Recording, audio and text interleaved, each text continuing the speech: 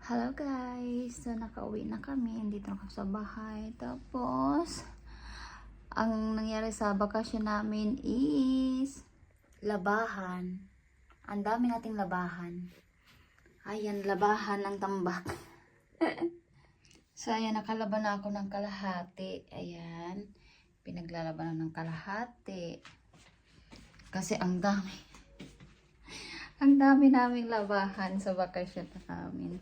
So, dahil na-miss namin si Tufi, hi! Hi! Hi! Natutulog siya. So, ayun. So, bukas, papasok na si Injay. Work na naman tayo. So, guys, oh, ang itim-itim ko. Tapos, ang dami kong kati-kati. Kati-kati sa ano, oh. Tingnan yung itim-itim ko. Ang itim. Tapos yun nga, nag-cut ako ng hair kasi, oh my God, ang init sa panahon ngayon. My goodness. Tapos lahat na ng vitamins na sa buhok ko, kaya mas okay ganyan, putol. Saka sa gabal din kasi sa ano, sa work ko. So ayan. Short hair. Short hair ang lola mo.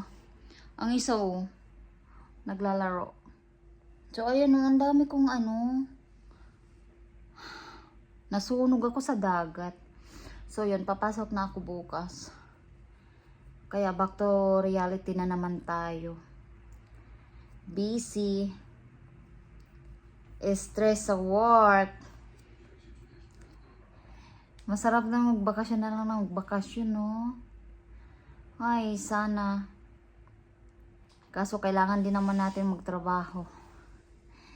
Paano tayo magbabakasyon kung wala tayong trabaho, 'di ba? So kailangan natin magtrabaho at kumayod para may pangbakasyon tayo.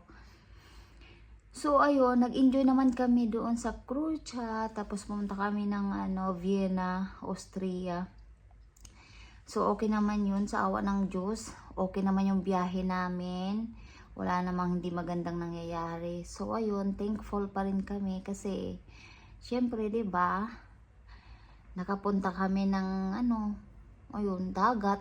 Dagat ang sabik ko sa dagat. Lalo na tong isang ko, partner ko. Sabik sa dagat. Ako naman, ang tagal-tagal ko nang hindi talaga ng dagat. So, kaya siyempre, kailangan din natin ng dagat sa katawan.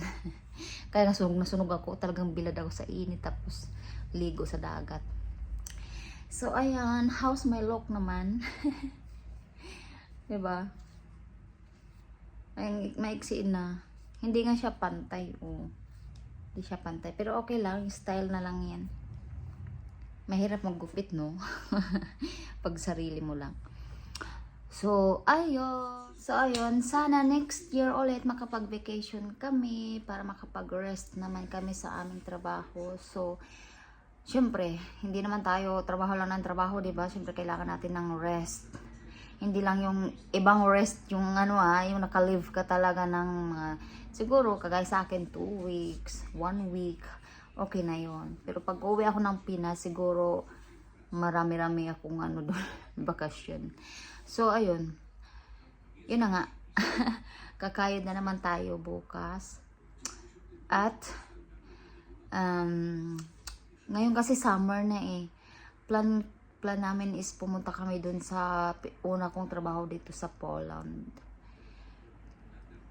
Alam nyo na yung kung ano.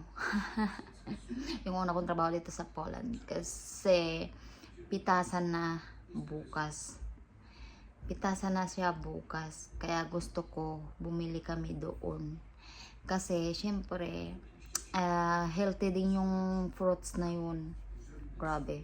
So at dadalawin naman yung friend namin doon. So ayun. See you sa next vlog ko.